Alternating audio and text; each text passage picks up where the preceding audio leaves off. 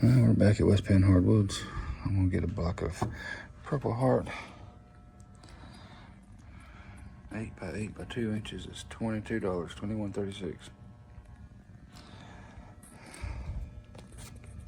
My entire shop is about to be purple. Let's find out why.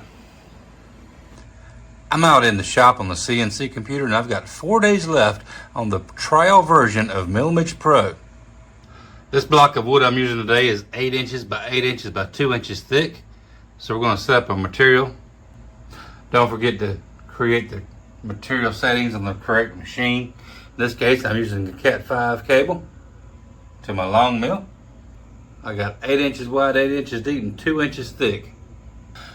First thing I'm going to do is create a vector around my material, and I'm going to use a surfacing operation. We're going to use the facing operation, and we're going to take this down just a little bit. So I've loaded up this file that I've made earlier, and I'm just going to select this facing operation, and we're going to assign that to the vector in our new dimensions. And we do that by having the vector selected, clicking the operation, and hitting our assign button. And you can see the dark line that showed up around our vector lets us know that that has been assigned properly.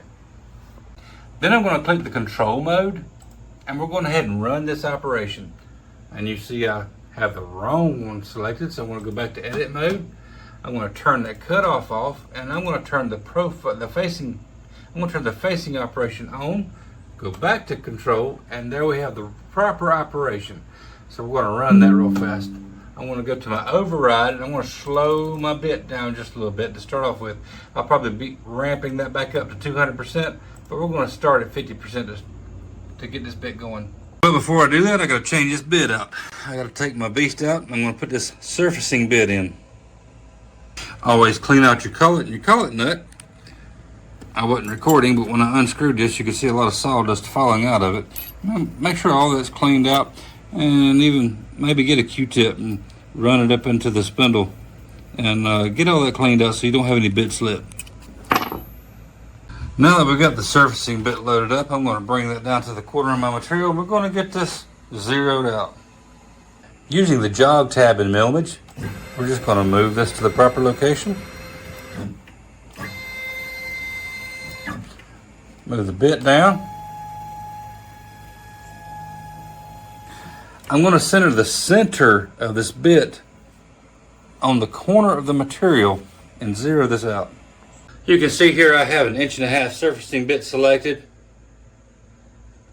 We're going to be running this at 100 inches per minute. That plunge does not matter. It's going to be plunging off of the material.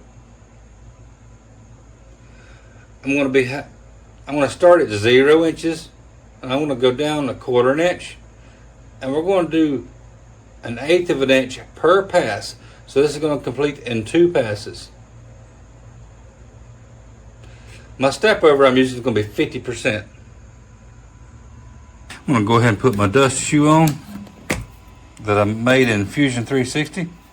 I'm going to run this toolpath. Let me turn the vacuum on. It's going to get pretty loud. Like I said before I started, I'm going to run that down to 40% through my override button, and we'll bump that up as we get into the carve.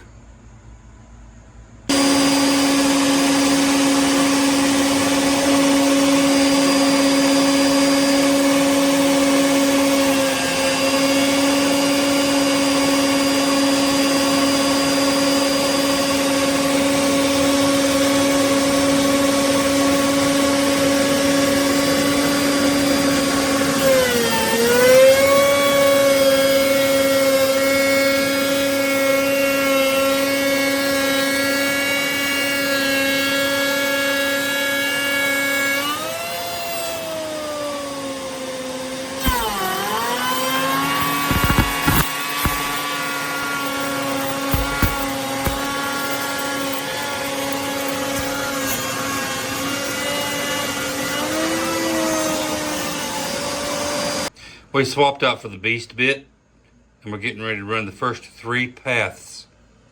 Shade pocket, socket hole, and cable track. Those 3 are turned on.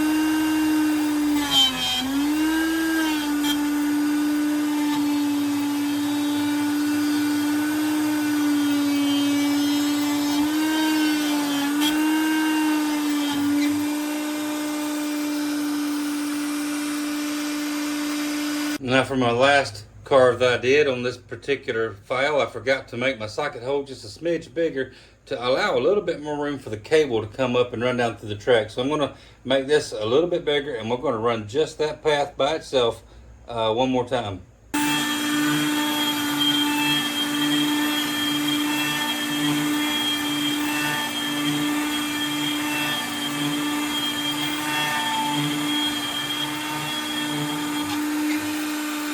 And for the tray pocket, as I discussed in the last video, where I'm using the 1-inch bowl bit, I'm going to reduce that step over to 10%. We're going to see if it cleans up that bottom just a little bit more for us.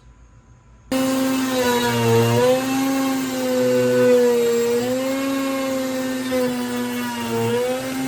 speed that up a little bit. I got it at 50% right now.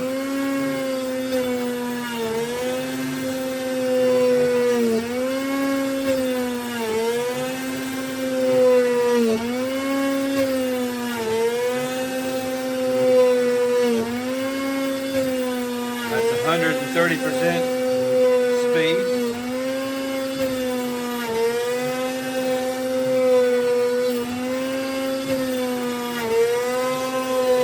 You can see where I started off slow. It was making the wood shiny. That's not what we want to see. So I was going too slow.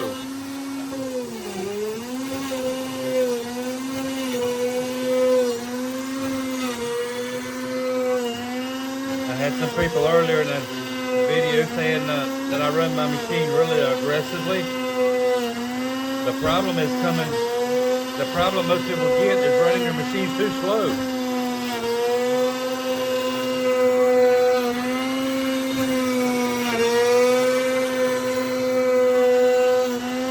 And we can still see some lines in that 10% step over, so I might have to increase that on the next one, like an 8% step over.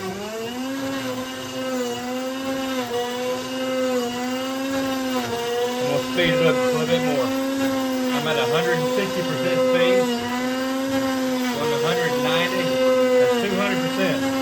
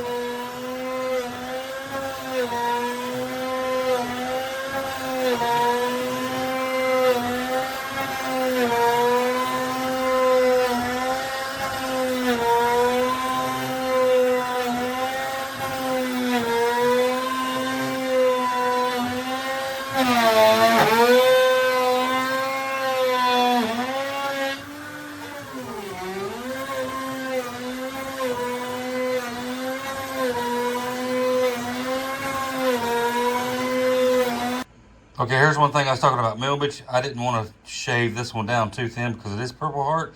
So I left this at a 1.73 inches tall instead of my normal 1.5 inches. So in Millmage, all I got to do is select that cutout. And if I just look down right here, I got a final depth of 1.47. I can just change that to 1.73. And we'll go ahead and run that path.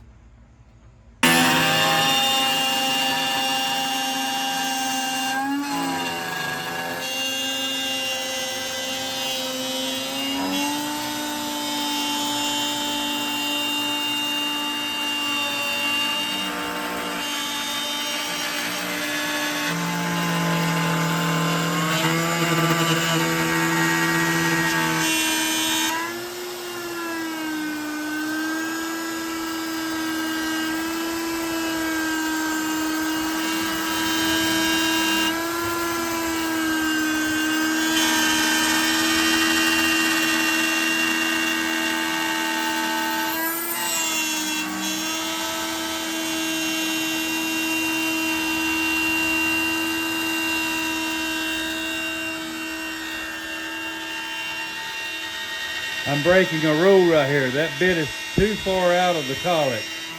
Cross our fingers and hope for the best. It made it.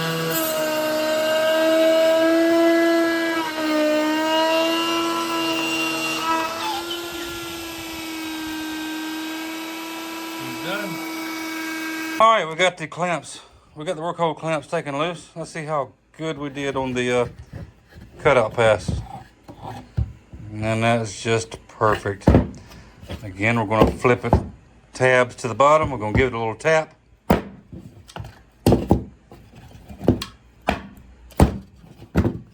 can see everything breaking loose just fine.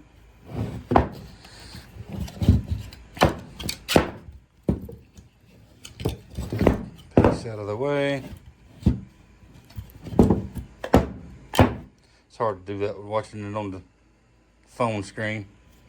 This is a little thicker than I typically like to go, but this is Purple Heart. And I hate carving all this away. I got enough sawdust on the table as it is. We're going to give this a good sand. We're going to list this and see if anybody likes this in Purple Heart. And here's my Purple Heart catch-all tray all cleaned up, sanded down. 2 coats of clear coat. Got the insulator globe on it. I don't have the light bulb glued in yet, but it fits down in there perfectly. A little perfect slot for the cable track. Get it glued into place.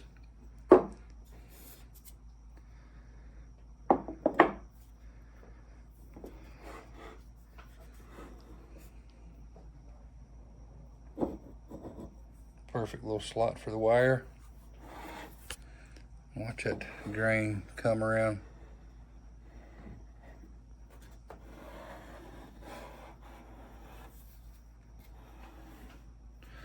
All right, there's my Purple Heart catch-all tray.